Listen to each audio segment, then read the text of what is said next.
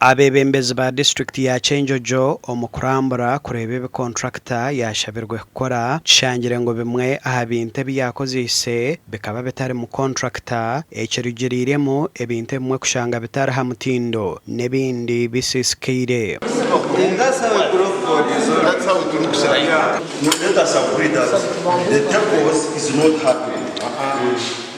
Because these are just boards.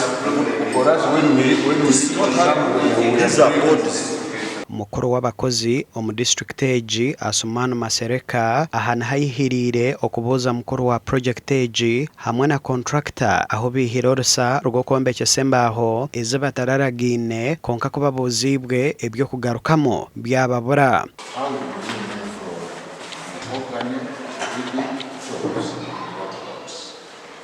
And actually, the difference between these ones we see is that these ones were directly permanently fixed. Did you go back to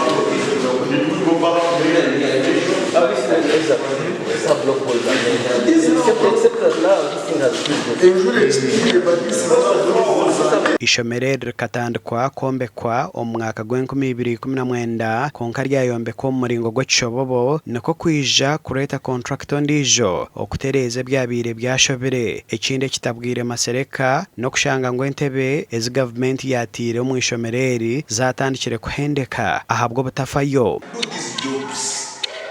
They can't give you school and you handle government property like this.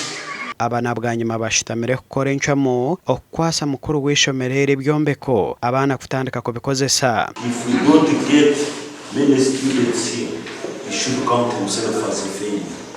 And we have discussed a number of issues why the students are not doing well. We discussed with the staff, we discussed with him, and we have agreed that we are coming back to meet the parents. Contractor arolengo Emirimo yasigara ekukwata 17% kikumi na musanju bona bukoleho kwika November abumale kandi tugenda kumusasura sente ze zona zakolira umurimo guno. Ishomerero bwa hati ryina beji abari kwika omuri 200 gashakwa Daniel Bingana ahabwa Agacencwire.